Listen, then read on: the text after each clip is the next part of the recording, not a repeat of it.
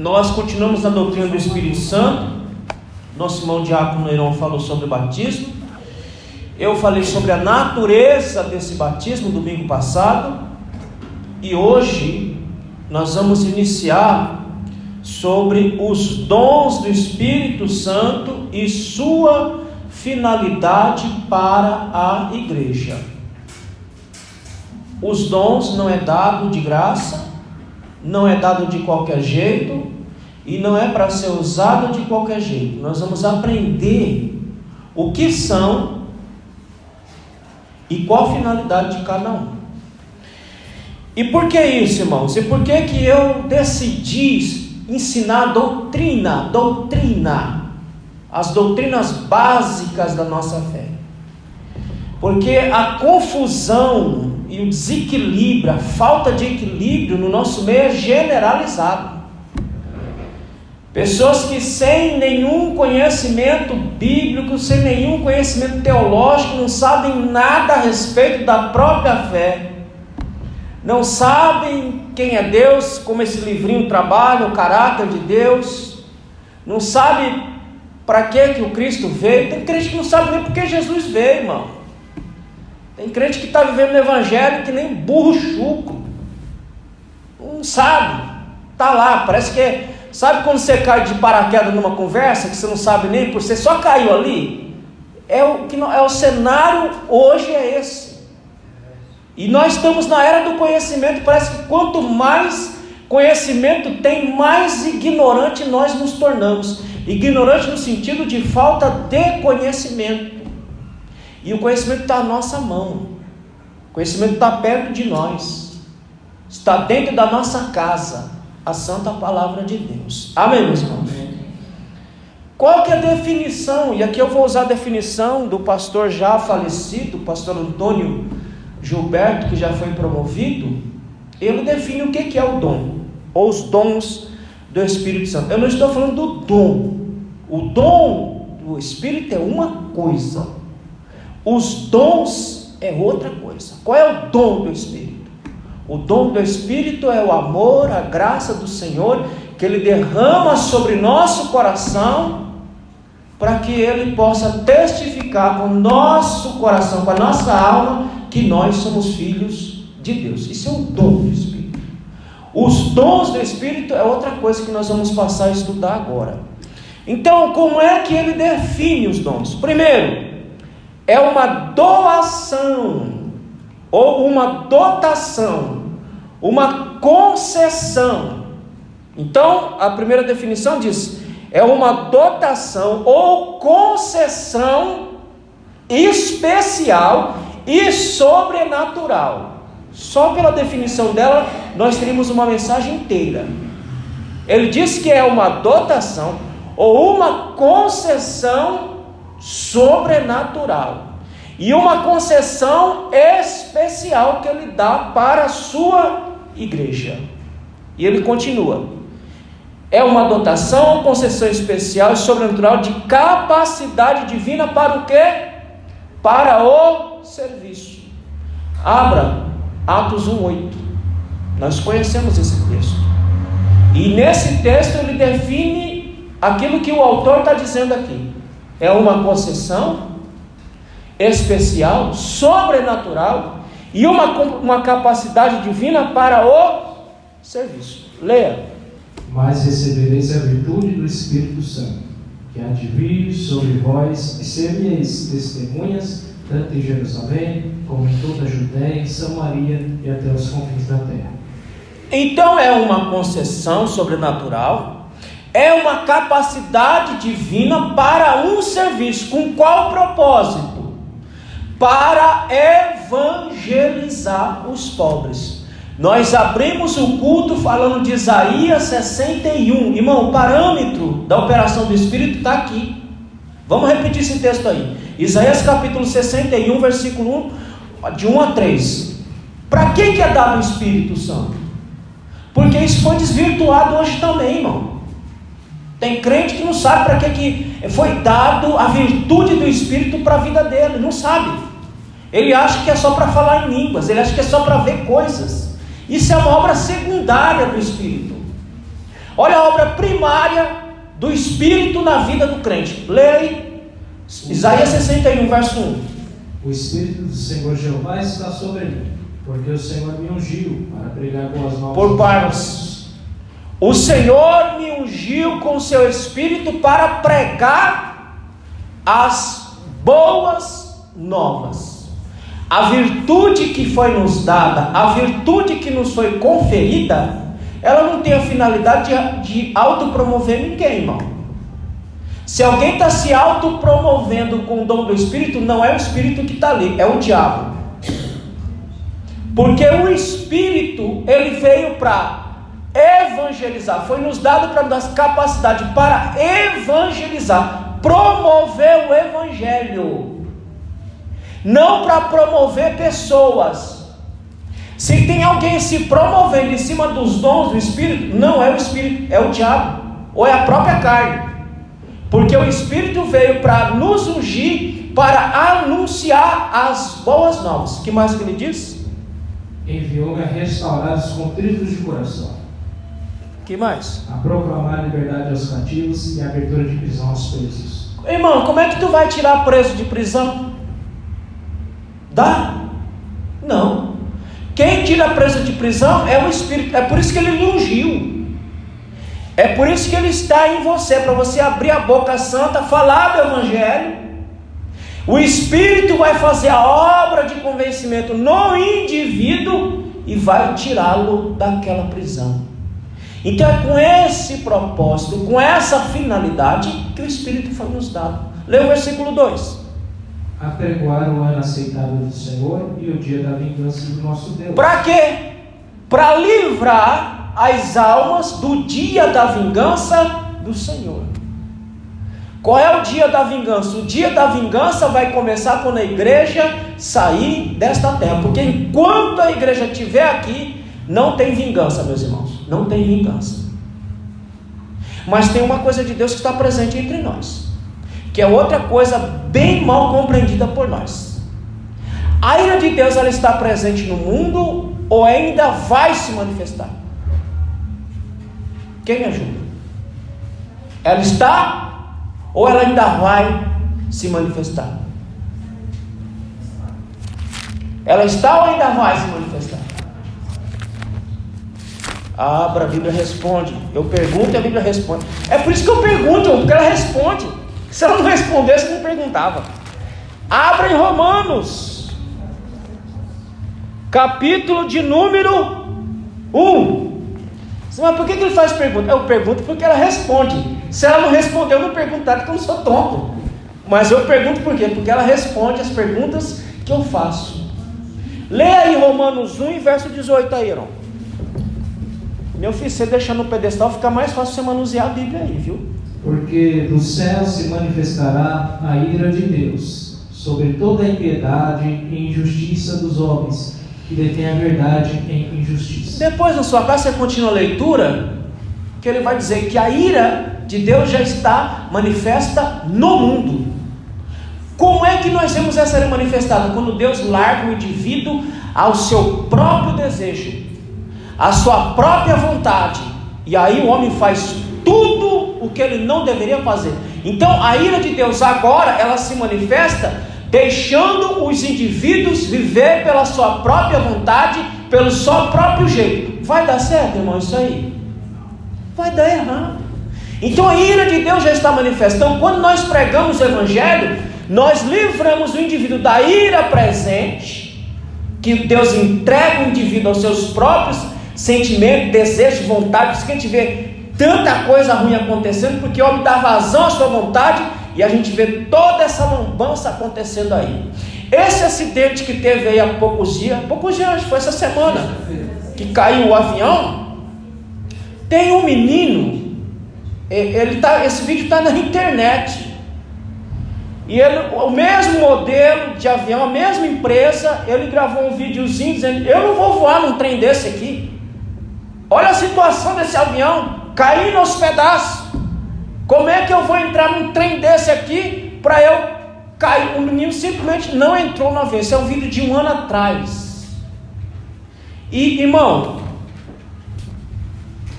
A Bíblia diz que às vezes os filhos da luz são mais prudentes que os filhos das trevas. Se é um crente, não, eu vou entrar, porque Jesus está comigo. E é assim que faz. Você está vendo o problema na sua frente, está vendo o mal na tua frente, e você vai atentar ao seu Deus sabendo que o mal está ali. Irmão, o Espírito nos dá discernimento das coisas. Eu estou falando de uma pessoa que não era nem crente, eu não sei nem se é, mas ali a gente vê de não sei como é que eu chamo, se é percepção, se está na cara do camarada, ele está vendo o troço tudo cair nos pedaços, digo, não vou entrar nisso aí porque pode cair, como realmente cair. Mas o Espírito veio para nos dar força, para pregar o Evangelho, para livrar os indivíduos da ira presente e da ira futura. Amém, meus irmãos? Amém. Então a ira, ela já está manifesta. Agora tem irmão que está pensando que ela vai se manifestar com muito mais força, com muito mais intensidade. Mas a ira de Deus já está manifesta no mundo quando ele entrega o cidadão a si mesmo. E Paulo vai dizer que o homem faz as coisas mais infames possíveis. Por quê? Porque ele está entregue a ele mesmo, porque a ira de Deus se manifestou ali. E o resultado a gente vê no final, dá sempre ruim para os indivíduos. Continua lá no Isaías 61. Agora o verso 3. Todos os tristes. Sim, o verso 3 agora. A ordenar acerca dos tristes de Sião, que se lhe dê glória em vez de cinza. Olha, irmão, só para os irmãos entenderem, peraí, irmão, só para os irmãos entenderem o comecinho do verso. A tirar o triste dá gozo. Quando um crente está cheio do Espírito, ele automaticamente, eu sempre oro a Deus, irmãos, isso eu faço todo santo dia. Eu digo, Senhor, eu quero uma alegria que não é produzida pelo mundo, porque a alegria produzida pelo mundo, ela passa, ela é passageira. Eu quero uma alegria que é produzida pelo teu Espírito. É uma alegria que vem de dentro para fora, não uma alegria que vem de fora para dentro, porque essa é passageira. Então, quando nós estamos revestidos com esse Espírito, até isso nós produzimos naquele que nos ouve. Quem nunca ouviu? Olha, irmão, eu estava conversando com você, eu senti uma paz tão grande, uma alegria botou na minha alma. Porque o crente, quando ele está com o Espírito, ele faz isso, ele produz alegria no outro que ele está falando, evangelizando, falando da palavra de Deus. Amém, meus irmãos? Continuando. Verso 3. Olha de gozo em vez de tristeza, vestes de louvor em vez de espírito angustiado, a fim de que se chamem árvores de justiça, plantações do Senhor, para que Ele seja glorificado. Irmão, está aqui. Qual é a finalidade? Qual é o propósito do Espírito Santo na minha vida, na sua vida? Produzir vida para quem não tem vida, produzir esperança para quem não tem esperança. Irmão, na mão de Deus nós somos só uma ferramenta, irmão. Não fique pensando que nós somos muita coisa. Nós não somos muita coisa não, mas nós somos só ferramenta. E ferramenta que Ele usa na hora que Ele acha que Ele tem que usar, porque há uma ideia de que quem tem um dom tem o poder do dom, domina o dom. Não, nós somos só uma ferramenta que na hora que o Espírito quer utilizar, Ele utiliza. Quando Ele não quer utilizar, Ele deixa ali na prateleira, na espera, e vai usar outra ferramenta que Ele também salvou, que Ele também dotou com os mesmos dons espirituais. Amém, meus irmãos? O que é que nós precisamos saber sobre os dons do Espírito? Primeiro, ele não é seu. Às vezes nós enchemos a boca. Eu tenho o dom do Espírito Santo. Você tem nada, irmão. Você tem o quê? É seu. Como o seu coração faz parte do seu corpo, ele está aqui dentro. Eu posso dizer, esse coração aqui é meu, está aqui, é meu. Portanto que ele está funcionando, porque o cérebro está mandando o comando, ele está funcionando. Esse aqui é meu. E o dom é teu. Tu usa a hora que você quer. Agora eu vou usar o dom. Eu vou usar o dom da revelação. Vou revelar agora.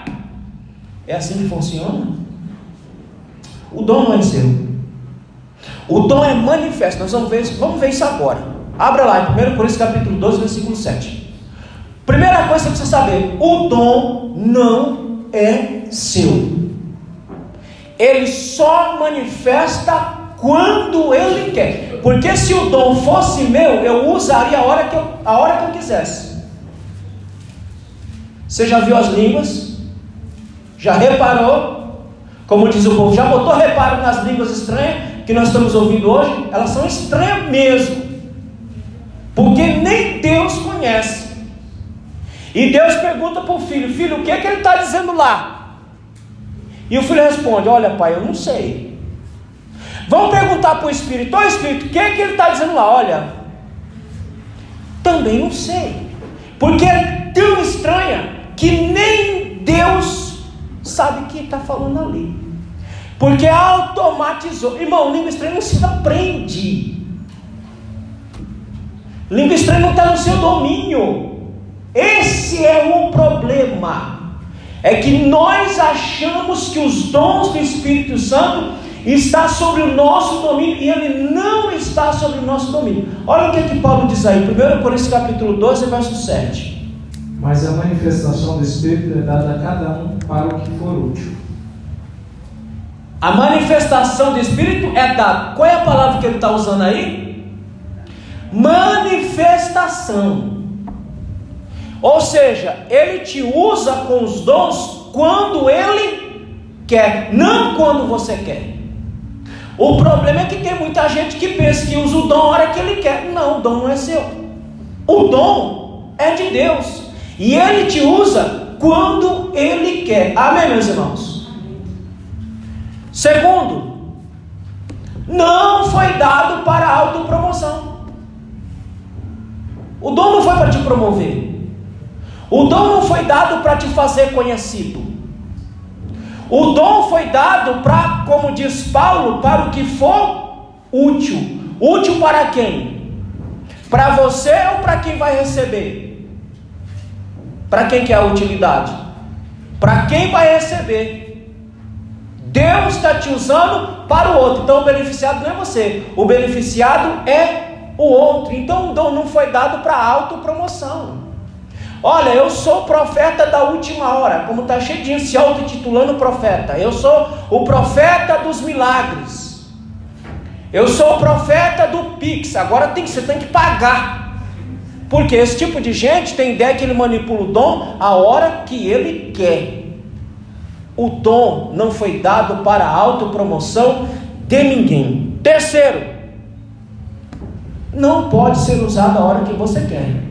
Como nós acabamos de falar, ele não é usado a hora que você quer. Ele não é manifesto a hora que você quer. Ele é manifestado a hora que o Espírito achar necessidade, ele manifesta. Então não está no meu domínio, não está no seu domínio. Dons do Espírito Santo está no domínio de Deus e somente de Deus. Amém, meus irmãos? Isso são todos os dons. Nenhum dom está sobre o nosso domínio. Todos os dons estão sobre o domínio de Deus e, portanto, ele só é manifesto quando Deus achar que tem que manifestar. Quando Deus ver uma necessidade para isso, então ele vai manifestar o dom. Mas o dom não pode ser usado a hora que eu quero. Quarto, o dom foi dado para edificar a igreja e sinal para os incrédulos. Nós vamos ver isso. É o que Paulo diz em 1 Coríntios capítulo 14. O dom do Espírito é dado para edificar a igreja, para construir a igreja, e é sinal para os incrédulos que ainda não ouviram a palavra de Deus. Quinto, o dom do Espírito, irmão, não pode causar divisão na igreja. Qualquer manifestação espiritual que tiver dentro de uma igreja, que rachou a igreja, não veio de Deus.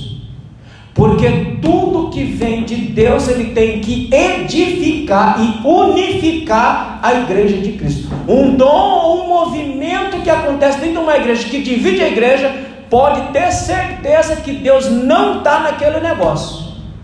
Porque a Bíblia diz que Deus não é Deus de confusão.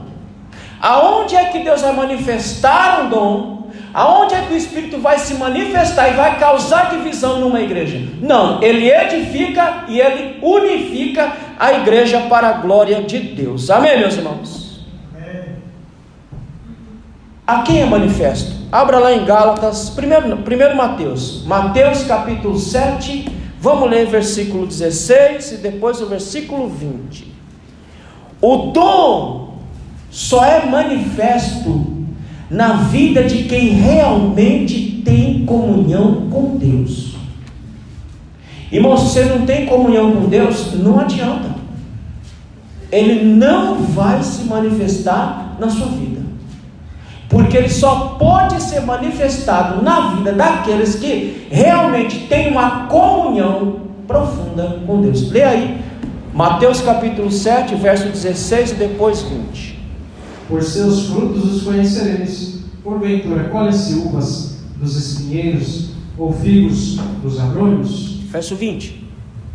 E assim, pelos seus frutos os conhecereis. Gálatas capítulo 5, verso 22. Quem é que tem fruto do Espírito? Jesus diz que eu conheço uma árvore pelos seus frutos. Qual é o fruto que um crente que tem o Espírito de Deus tem que mostrar, para eu dizer, é Deus na vida dele? Gálatas 5:22 está dizendo, qual é o fruto que eu tenho que ter na minha vida, para indicar que realmente eu tenho uma comunhão profunda com o Senhor, que realmente eu tenho uma vida diante do Senhor. Qual é o fruto? Diz aí, Rael. Mas o fruto do Espírito é amor, gozo, paz, longanimidade. Tá bom, que os irmãos já até conhecem. É esse o fruto que deve manifestar na minha vida, na sua vida, para indicar que eu tenho comunhão com Deus. Antigamente nós errávamos, porque nós achávamos que só quem tinha comunhão com Deus era quem tinha dons do Espírito Santo. Irmão, totalmente errado. Nós vamos chegar num ponto aqui, porque essas coisas são imitadas. E outra coisa, o dom do Espírito não trabalha caráter de ninguém. O dom do Espírito não trabalha a personalidade de ninguém. O dom do Espírito, ele vem pronto e acabado. Quando você tem uma revelação de Deus, ela vem pronta. Você não precisa ficar ajeitando. Peraí, pai, essa revelação está meio estranha, deixa eu ajeitar. Não é assim que funciona. Uma revelação, quando vem de Deus, ela vem pronta e acabada.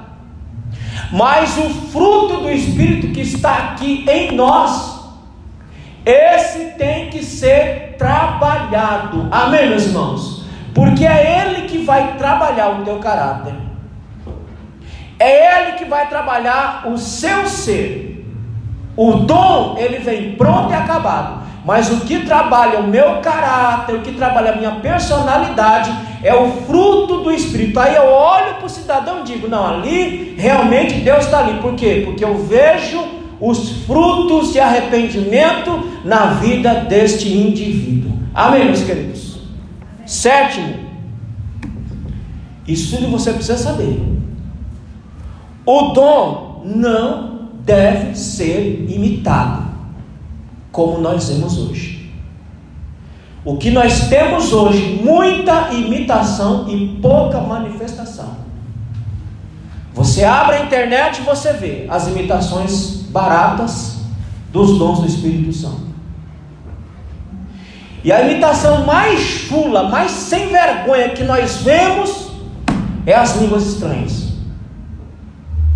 É um imitando, repetindo o outro.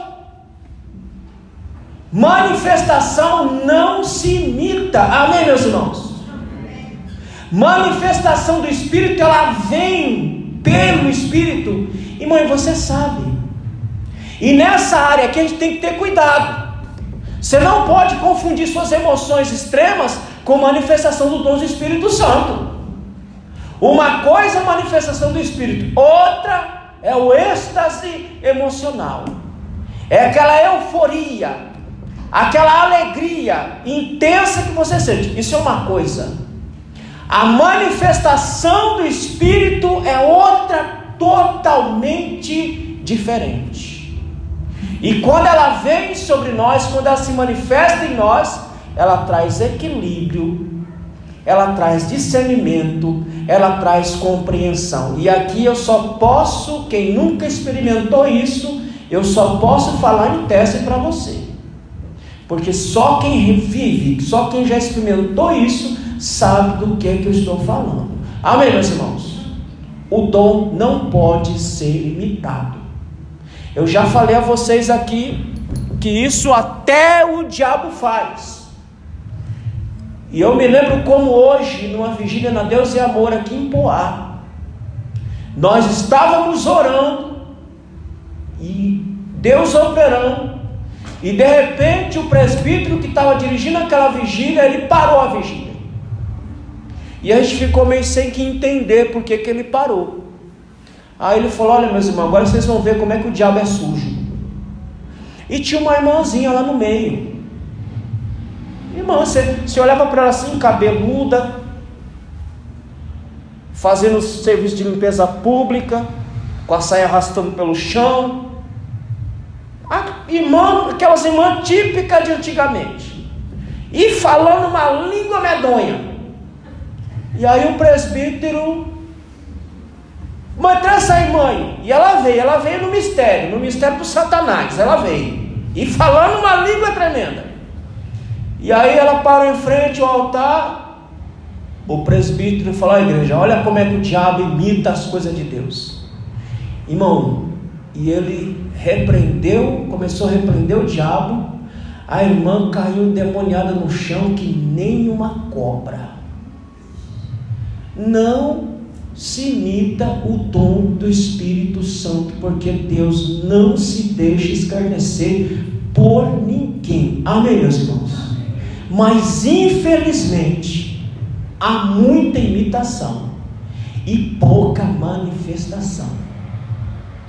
Irmão, nós temos que ter o maior cuidado, a maior responsabilidade com as coisas de Deus. Quando você abrir a tua boca, assim diz o Senhor, confira, verifique se é o assim diz o Senhor, ou se é a tua cabeça que está dizendo assim diz o Senhor, porque você vai ser julgado pela palavra que você falar. E quando você diz para uma pessoa assim diz o Senhor, se essa pessoa for um tapado espiritual, e ela acreditar naquele assim diz o Senhor, aquele troço não acontecer, e ela se frustrar com Deus por conta daquilo que você falou, que não verificou se era Deus, o sangue dessa pessoa vai cair sobre sua mão. Então nós temos que ter responsabilidade com as coisas do Senhor. Se você abrir tua boca, assim diz o Senhor, verifique se é realmente o Senhor ou se é visões da sua cabeça. Amém, meus irmãos? Amém. Porque isso implica na vida de pessoas. E o que você falar pode ajudar ou pode matar essa pessoa. Pode produzir fé ou pode produzir morte na vida dela. Se ela não for um crente maduro, experiente, ela vai acreditar. Eu me lembro de uma passagem, o pastor Antônio, na época nós íamos no monte. Hoje, meus irmãos, eu fico no monte das minhas cobertas. Não me chame para ir no meio do mato, que eu não sou bicho. Irmão, olha, eu vou ser bem sincero. Isso aí é só ilusão. É ilusão pura, meus irmãos. Se você não consegue ter Deus em você, vai ser um morrinho de nada que você vai ter Deus na sua vida. Se Ele não estiver dentro de você, não vai ser morro que vai resolver a tua vida não, meus irmãos. E aí a gente foi no monte. Eu chamava aquilo hoje eu chamo de monte da confusão. E estamos indo. E vários irmãos. E subimos. No terreiro de Macumba, quem participou sabe. E quem não participou, olha na internet. Já viu que no terreiro da Macumba, primeiro o diabo baixa e fica lá todo mundo endiabrado, mas eles fazem um círculo, já reparou?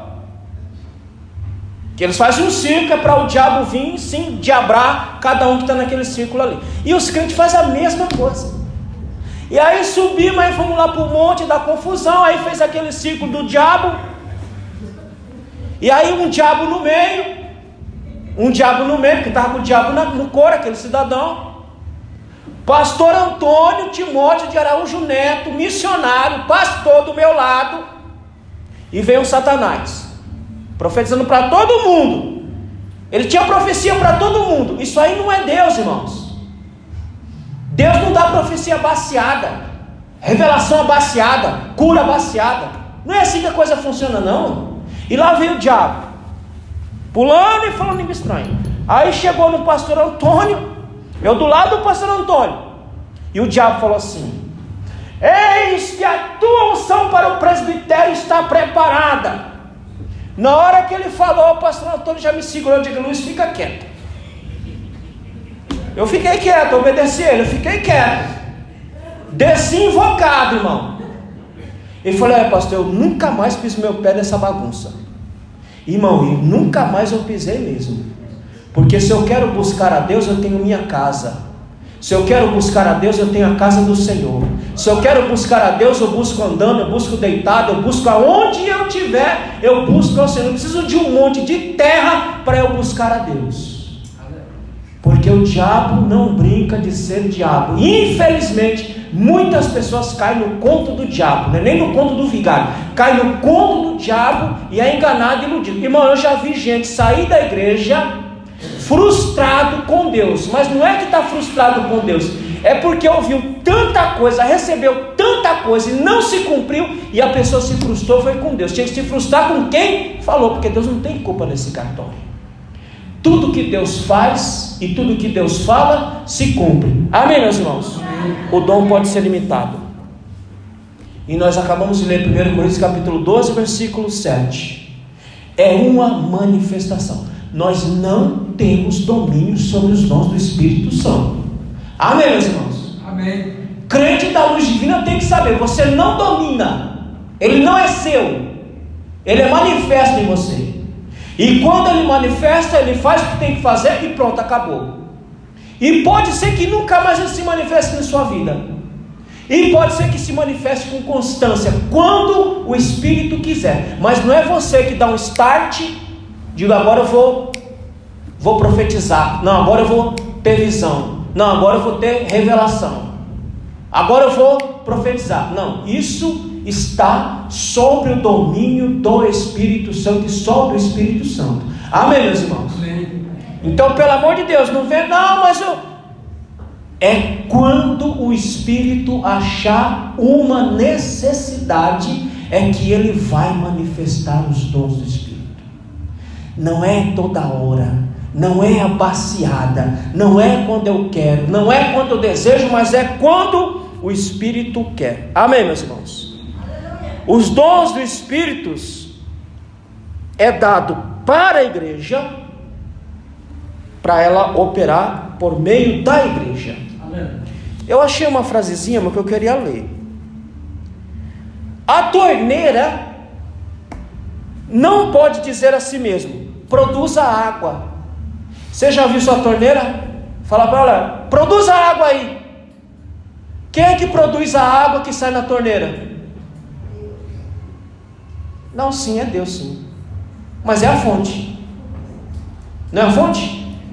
A água, a torneirinha você abre, aquela água não é produzida pela torneira, aquela água é produzida por uma fonte.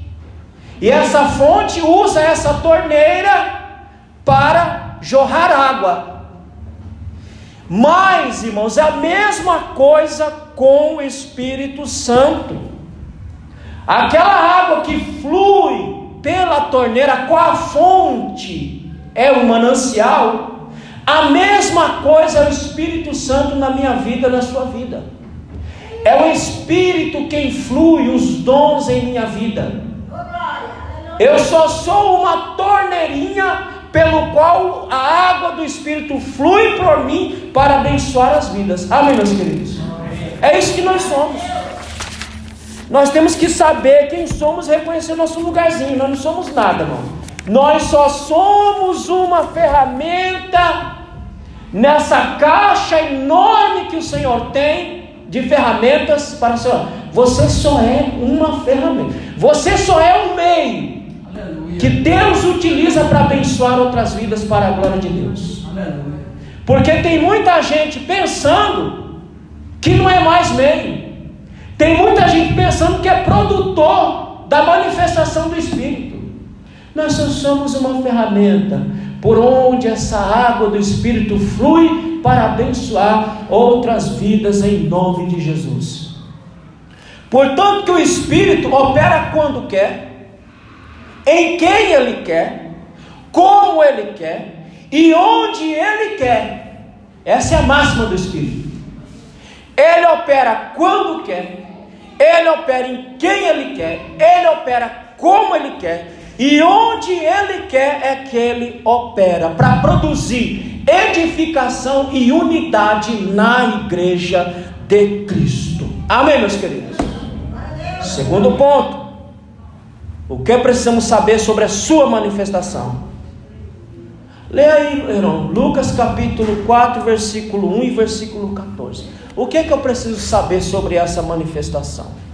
A primeira coisa que você precisa saber é que você tem que estar cheio do Espírito como Cristo. Se você estiver cheio do Espírito como Cristo, essa manifestação vai acontecer. Eu já falei para vocês, o parâmetro de espiritualidade é Jesus Cristo. Aquele para quem eu devo olhar e aquele para quem eu devo seguir é Jesus Cristo. Então, a manifestação, ela só vai ocorrer se minha vida estiver cheia do Espírito Santo, como estava Cristo. Leia aí Lucas 4:1. E Jesus, cheio do Espírito Santo, voltou do Jordão e foi levado pelo Espírito ao deserto. Verso 14. Então, pela virtude do Espírito, voltou Jesus para a Galiléia, e a sua fama correu por todas as terras em derredor. Meu irmão, se nós temos nossa vida cheia do Espírito como tinha Cristo, o dom vai se manifestar. O povo reclama, mas por que nós não vemos mais os milagres, as manifestações? Ora, faça essa pergunta para você mesmo. O Espírito está se manifestando em você? O Espírito está lhe usando? Porque se não tiver como você gostaria, é porque você não está se enchendo do Espírito como Cristo se encheu quando esteve aqui na terra. E para se encher do Espírito, qual que é a liçãozinha que nós temos que aprender? Mateus capítulo 16, versículo 24. Temos que seguir o exemplo de Cristo. Se você quer ser cheio do Espírito, siga o exemplo de Cristo. Tenha a vida que Ele teve, tenha a comunhão que Ele teve com o Pai. O nosso parâmetro é a comunhão que Ele teve com o Pai. Se nós conseguimos ter a comunhão que Cristo teve com o Pai, irmão, Deus pode fazer coisa tremenda em nossa vida. O que eu vou dizer é histórico. Se você for curioso, você vai chegar na sua casa e vai pesquisar. No século XIX, Deus usou um homem para trazer um grande avivamento na Inglaterra. O nome desse homem é Jonathan Edwards. Esse um indivíduo, Deus botou fogo em toda a Inglaterra, trouxe um avivamento poderoso. Mas aí você tem que estudar a vida de Jonathan Edwards para você ver que tipo de comunhão que ele tinha. Então o que eu falo aqui não é impossível. É impossível se eu não tiver uma vida igual Cristo teve. Aí se torna impossível. Qual é, irmão? Qual é o grande avivamento da história humana? Quem me ajuda?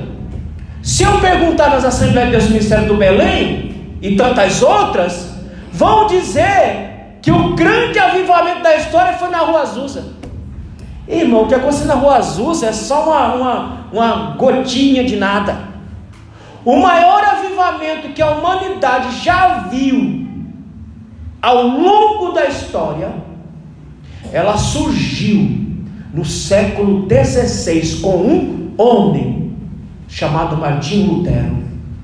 Porque para se levantar como uma igreja, para lutar com uma igreja com 1000 anos de tradição, irmão, se não for cheio de Deus, não faz o que este homem fez. Porque quando o Espírito está dentro de nós e em nós, a primeira coisa que ele faz, irmãos, é mudar a minha realidade. O problema é que nós queremos mudar a realidade dos outros. Mas e a tua realidade?